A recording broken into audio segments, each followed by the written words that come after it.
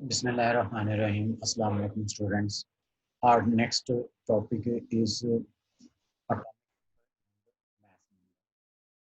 सबसे पहले हम बात कर लेते हैं atomic number की. The atomic number of an element is equal to the number of protons present in the nucleus of its. किसी एक एटम के अंदर जितने उसके अंदर प्रोटॉन्स होंगे वही उसका क्या होगा, एटॉमिक नंबर होगा. And it is represented by symbol capital Z. For example एक एटम है, ये उसका हम ले लेते हैं न्यूक्लियस. किसी भी एटम की जनरल हम बात कर रहे हैं, ये उसमें इसका क्या आ गया, प्रोटॉन. और जितने उसके अंदर नंबर ऑफ प्रोटॉन होंगे उतना ही उसका क्या होगा, एटॉमिक नंबर. अगर एक है तो एटॉमिक नंबर 1 है, अगर 2 है तो एटॉमिक नंबर 2 है, 3 है तो एटॉमिक नंबर 3 होगा. इन जितने भी नंबर ऑफ प्रोटॉन उसका उतना ही एटॉमिक नंबर होगा. अब एक होता है आइडेंटिफिकेशन नंबर. क्या है जी, as all atoms of an element have same number of protons in their nucleus. इन एक एलिमेंट के अंदर जितने भी नंबर ऑफ एटम हैं उनके अंदर सबके अंदर number proton. Elements are the substances which are made up of same type of atom and which have same atomic number. इसका क्या मतलब हुआ, उनमें नंबर ऑफ प्रोटॉन उनके न्यूक्लियस के अंदर क्या होंगे, एक जैसे होंगे. So they have same atomic number.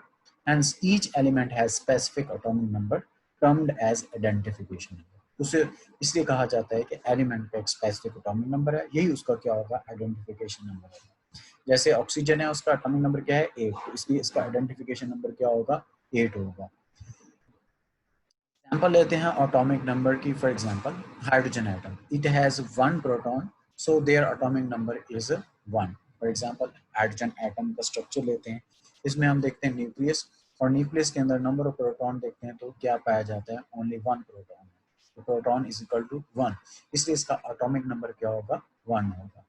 इसी तरह नेक्स्ट एग्जाम्पल में हम आ जाते हैं, हम देखते हैं कि all atoms in carbon element have 6 proton. आप कह सकते हैं कार्बन के एटम के अंदर नंबर ऑफ प्रोटॉन कितने होते हैं, 6. That's why its atomic number will be 6. For example ये कार्बन एटम है, इस कार्बन एटम में ये उसका न्यूक्लियस आ गया. इसके न्यूक्लियस में अगर हम देखते हैं नंबर ऑफ प्रोटॉन कितने हैं, 6 हैं. P mean number of proton को रिप्रेजेंट कर रहा है, so its atomic number will be 6. इसी तरह से नेक्स्ट एग्जांपल लेते हैं ऑक्सीजन की. ऑक्सीजन में नंबर ऑफ प्रोटॉन कितने होते हैं, 6 उसके एटम के अंदर. सो इसका एटॉमिक नंबर क्या होगा, सॉरी 8, इसलिए इसका एटॉमिक नंबर क्या होगा, 8 होगा. फॉर एग्जांपल ये ऑक्सीजन का एटम है, न्यूक्लियस ऑफ ऑक्सीजन, इसमें देखते हैं नंबर ऑफ प्रोटॉन कितने पाए जाते हैं, 8, इसलिए इसका एटॉमिक नंबर क्या होगा, 8 हो गया. तो मीन जितने भी एग्जांपल हमने डिस्कस की उसमें देखा जितने उसके नंबर ऑफ प्रोटॉन है वही उसका क्या कहलाएगा, एटॉमिक नंबर कहलाएगा. Next one is the mass number.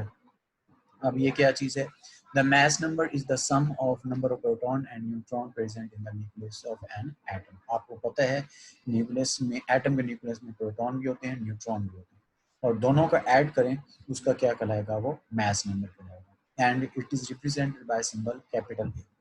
Atomic number को कैपिटल जी से और mass number को कैपिटल ए से रिप्रेजेंट किया जाता है. फॉर एग्जांपल हम एक सिंपल सा एटम लेते हैं, इसमें इसका क्या आ गया, न्यूक्लियस, ये उसका क्या आ गया, प्रोटॉन, ये उसका क्या आ गया, न्यूट्रॉन, और इन दोनों को अगर हम सम करेंगे, कंबाइन करेंगे तो इसका क्या कहलाएगा, mass नंबर कहलाएगा. तो सो एक एटम के न्यूक्लियस में जितने प्रोटॉन और जितने न्यूट्रॉन हैं उनको कलेक्टिवली ऐड करें तो उसका क्या कहलाता है, mass नंबर कहलाता है. It can be calculated at A mean mass number is equal to Z plus M. Z का मतलब क्या है, atomic number. Atomic number mean number of proton, और n क्या है, नंबर ऑफ न्यूट्रॉन को रिप्रेजेंट कर रहा है. And each proton and neutron has 1 AMU mass, atomic mass unit. Each example hydrogen atom में हम बात करते हैं, 1 प्रोटॉन है और इसके अंदर न्यूट्रॉन कोई नहीं होता, इसलिए इसका एटॉमिक मास देखें वो क्या होगा, 1 होगा. कैलकुलेट करते हैं, mass number is equal to Z plus neutron. Z इसका क्या है, 1 था, न्यूट्रॉन 0 है, इसके लिए इसका नंबर, मास नंबर क्या होगा, 1 होगा. जैसे इसका स्ट्रक्चर अगर हम देखते हैं हाइड्रोजन एटम का, इसमें इसका न्यूक्लियस आ गया, इसमें हम देखते हैं 1 प्रोटॉन और इसके अंदर न्यूट्रॉन कोई नहीं है, प्रोटॉन 1 है, न्यूट्रॉन कोई नहीं है, इसलिए इसका एटॉमिक नंबर क्या होगा, ओनली 1 होगा। नेक्स्ट एग्जांपल लेते हैं कार्बन की। इसमें हमें पता है कि 6 प्रोटॉन है और 6 ही न्यूट्रॉन पाए जाते हैं, इसलिए इसका मास नंबर क्या होगा, 12। Mean mass number is equal to atomic number which is 6 plus neutron which are 6। 6 plus 6 कितने आ जाते हैं, 12, इसलिए इसका मास नंबर क्या होगा कार्बन का, 12। फॉर एग्जाम्पल ये हम कार्बन का स्ट्रक्चर लेते हैं, इसमें देखते हैं न्यूक्लियस में number of proton 6, number of neutron भी इसके अंदर क्या पाए जाते हैं, 6, इसलिए इसका मास नंबर हम फाइंड करेंगे प्रोटॉन, कार्बन का मास नंबर क्या होगा, 12। तो इन शॉर्ट किसी भी एलिमेंट के एटम में उसके न्यूक्लियस में जितने प्रोटॉन और जितने न्यूट्रॉन होते हैं उनको ऐड करते हैं तो उसको क्या कहलाता है, मास नंबर बनता है।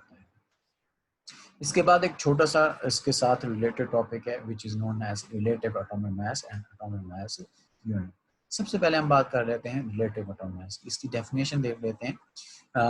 Relative atomic mass of an element is the average mass of atoms of that element. कोई भी एलिमेंट लेते हैं, उसका हमने रिलेटिव एटॉमिक मास फाइंड करना है, तो क्या करेंगे, उस एलिमेंट में जितने भी एटम्स पाए जाते हैं उन सब का एवरेज मास करेंगे, उसको कंपेयर करेंगे किसके साथ, 1/12 of mass of an atom of carbon 12 of isotope. Isotope आगे हमने सेकंड चैप्टर में पढ़ना है, वैसे डेफिनेशन देख लेते हैं। ये वो एलिमेंट्स हैं जिनका मास नंबर 1 होता है लेकिन एटॉमिक नंबर क्या होता है, सॉरी मास नंबर डिफरेंट होता है, एटॉमिक नंबर क्या होता है, सेम होता है, उन्हें क्या कहा जाता है, आइसोटोप। कार्बन 12 भी है, कार्बन 14 भी है, तो हम यहाँ पे कार्बन 12 के साथ उसके साथ क्या करेंगे, कंपेयर करेंगे। तो कार्बन 12 का मास नंबर क्या होता है, 12 ही होता है। जैसे इसके एक सिंपल फार्मूला है, बुक में नहीं बताया हुआ लेकिन मैं आप लोगों को बता देता हूँ। रिलेटिव एटॉमिक मास हमें किसी का भी फाइंड करना है, average mass of an atom of the element, mean जैसे ऑक्सीजन है, ऑक्सीजन के एलिमेंट का एवरेज मास फाइंड करेंगे। अब उसके एटम में एवरेज मास उसका क्या निकलता है, ऑक्सीजन का कोई भी दिए होते हैं, तो अब ऑक्सीजन का अस्यूम कर लें, वो निकलता है जी 16, उसको हम मल्टीप्लाई कर देंगे 12 के साथ, जो कि कार्बन के 1 कार्बन 12 के 1 एटम का मास है, उसको डिवाइड कर देंगे मास ऑफ 1 कार्बन 12 के साथ। तो इस तरह से जो भी मास निकलेगा उसका क्या कहलाएगा, रिलेटिव एटॉमिक मास। अगर हम ऑक्सीजन की बात करें तो क्या आएगा, 16 इंटू 12 डिवाइडेड बाई 12, क्योंकि mass of 1 atom of carbon 12 क्या होता है, 12। 12 से कैंसिल हो जाएगा तो बाकी क्या बचेगा, 16। तो हम कहेंगे रिलेटिव मास ऑफ ऑक्सीजन का है वो क्या आ जाएगा, 16 AMU आ जाएगा। क्यों जरूरत पड़ी, as we know that mass of an atom is too small to be determined practically। कैसे, एटम को तो हम खुद बहुत इलेक्ट्रॉन माइक्रोस्कोप के थ्रू भी क्लियरली नजर नहीं आता, एटम को जब नहीं देख सकते तो उसको मैयर कैसे कर सकेंगे। तो इसके लिए प्रैक्टिकली उसका मैथ तो फाइंड करना मुश्किल था, इसके लिए उन क्या हुआ कि सर्टेन इंस्ट्रूमेंट्स बनाए गए which were enable to determine the ratio of atomic mass of various elements to the carbon 12। इन कार्बन 12 के साथ अगर हम उसकी रेशियो फाइंड करें वेरियस एलिमेंट्स की, this ratio is known as relative atomic mass of that element, जिसके हमने शुरू में डेफिनेशन की है। अब कंपैरिजन कार्बन 12 से क्यों किया गया, based on carbon 12 standard, mean हमने एक स्टैंडर्ड सेट कर लिया विच इज कार्बन 12 आइसोटोप, उसका mass, the mass of atom of carbon 12 unit and 1/12 of it comes to be 1। क्या मतलब है कि कार्बन का कार्बन जो हम एलिमेंट ले रहे हैं उसका हम मास निकाल लें और उसको 1/12 के साथ क्या कर दें, कंपेयर कर लें, तो डिवाइड करेंगे तो उसका मास कितना होता है, 1 ही निकलेगा। क्यों, क्योंकि कार्बन का मास कितना होता है, 12, उसको जब 1/12 से कंपेयर करेंगे 12 डिवाइडेड बाई 12 1 ही निकलेगा, इसलिए इसको कार्बन 12 से कंपेयर किया जाता है।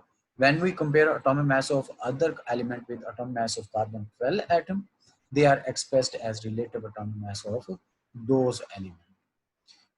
तो आ गया जी atomic mass unit। The unit of our relative atomic mass is called atomic mass unit, and one atomic mass unit is 1/12 of the mass of one carbon 12, जो कि 1 ही आएगा। अगर हम इसको कैलकुलेट करें तो इसका आंसर क्या आएगा, 1 ही आएगा। And its symbol is AMU। And when this atomic mass unit is expressed in gram, उसको अगर हम देखें तो 1 AMU किसके इक्वल आता है, that is equal to 1.66 into 10 raised to the power minus 24 ग्राम के। तो मीन 1 AMU इसके इक्वल आता है। तो ये बेटे था टॉपिक हमारा टॉपिक क्या था, atomic mass and mass number, sorry atomic number and mass number और रिलेटिव एटॉमिक मास। ये दो अलग-अलग टॉपिक हैं, दोनों अलग-अलग क्वेश्चन, लॉन्ग क्वेश्चन है। बोर्ड में एक दफ़ा लॉन्ग क्वेश्चन पूछा गया है, right note on atomic number and mass number, उसको अटेम्प्ट करेंगे। लॉन्ग क्वेश्चन पूछा जा सकता है, right note on relative atomic मास।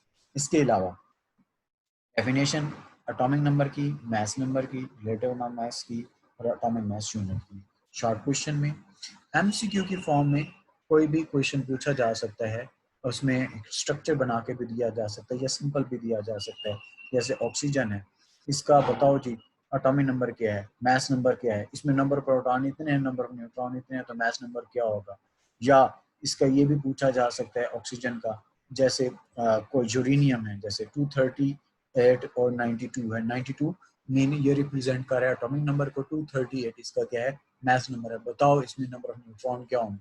हम क्योंकि हमें पता है 92 that is the atomic number, और एटॉमिक नंबर का हमें पता होता है वो क्या है जी, इसका अगर हम बात करें एटॉमिक नंबर को, वो 92 है। अब 92 है तो इसका क्या मतलब आ गया, 92 है उसका, तो नंबर ऑफ प्रोटॉन उसके कितने आ गए, 92। अब नंबर ऑफ प्रोटॉन 92 है, ऊपर बताया 238, 238 क्या है, मास नंबर। मास नंबर किसके इक्वल होता है, प्रोटॉन और न्यूट्रॉन के।